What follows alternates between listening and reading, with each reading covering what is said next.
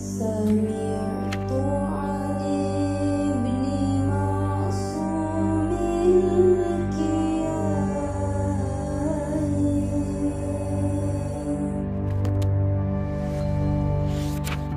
مقولا فاق ذر القائلين.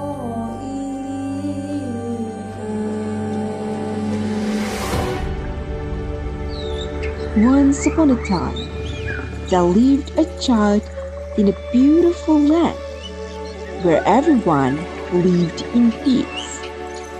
Growing up in an environment full of shortcomings didn't discourage his great ideals, transforming a village called Kuagan, becoming a producer of the future generation of Warasatul Anbiya. This is the story where it all began. And now, come on, let me take you on a journey. How to become Kuagan and how Kuagan became.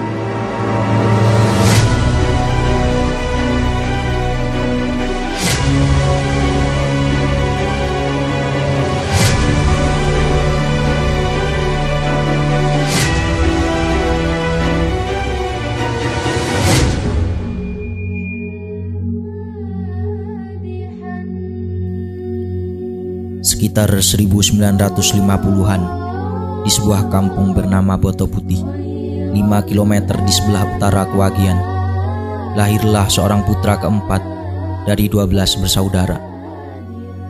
Putra dari sepasang kekasih yang sama-sama mempunyai jiwa pengabdian tinggi, Bapak Maksum dan Ibu Siti Nuamah. Budi luhur, tawadu, dan kesantunan sudah terlihat dari anak sekecil itu. Kala itu, jika bertemu dengan seorang anak yang berbicara dengan bahasa halus atau kromo inggil, maka sudah dapat dipastikan bahwa ini adalah Hanan, putra Bapak Maksum. Menjadi anak dari seorang buruh petik kelapa dan penjual gorengan tak membuat Kiai Hanan kecil berpangku tangan. Tekad yang kuat sudah tertanam di benaknya sejak dini.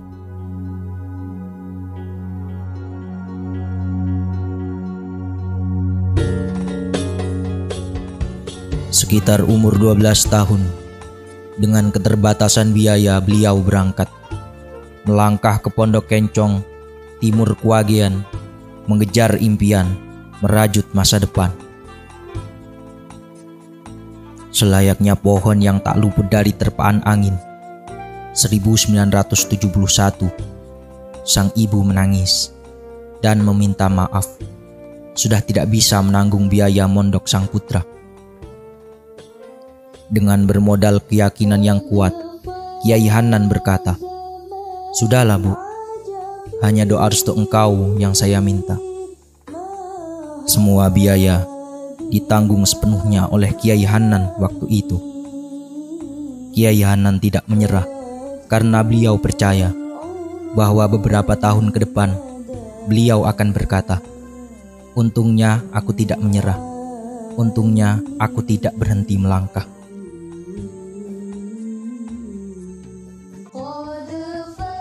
Bulan Maulud 1980 Masehi, Kiai Hanan, seorang anak dari keluarga miskin, diambil menantu oleh orang berada dan dinikahkan dengan anak tunggalnya.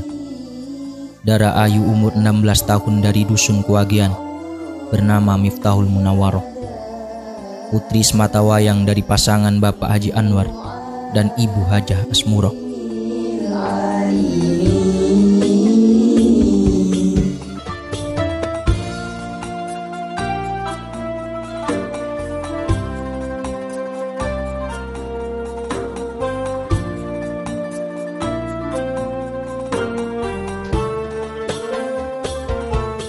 Berasal dari keluarga yang cukup berada, tak mengurangi cinta Ibu Nyai.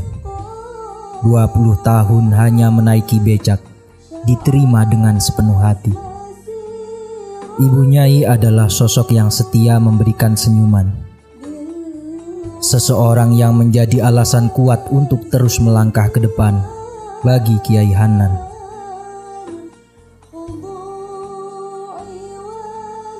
Juni 2018, Kewagian harus melepas sosok ibu tanpa penolakan. Ibunya Yai Hajah Miftahul Munawaroh. Orang yang ingin pondok ini tetap ada. Orang yang selalu berusaha berada di sisi Kiai Hanan. Sekarang harus pergi lebih dulu, meninggalkan dunia ini. Kesedihan setelah kematian tidak seharusnya menjadi penghambat perjalanan. Pengingat bagi yang masih di dunia bahwa kita akan menuju ke akhirat juga. Lalu perlahan mendoa untuk yang telah tiada. Sebuah kerinduan bukanlah dosa, namun ratapan yang terlalu adalah sia-sia. Dan waktu terus berputar, perjalanan tak boleh berhenti. Kiai Hanan dengan langkah mantap tetap berjalan dengan tegap. 1 tahun berjuang sendirian memang terasa berat bagi Kiai Hanan. Selayaknya seorang manusia biasa, beliau pun merasakan kehilangan. Namun beliau sadar bahwa yang telah dipanggil oleh Ilahi tak dapat diminta kembali. Perlahan, setelah dibujuk oleh anak-anaknya, beliau pun mulai mencari pengganti Ibu Nyai dalam hal teman untuk berjuang. Bukan dalam artian menggantikan yang sebenarnya, hanya saja akan lebih mudah untuk melangkah maju saat ada orang di sisi yang menemani langkah kita. Tepat pada April 2019, Kiai Hanan resmi mempersunting Ibu Nyai Nuni Hamidah Zahro, putri kelahiran Lumajang yang bermukim di Gedang Sewu, Pare, Kediri.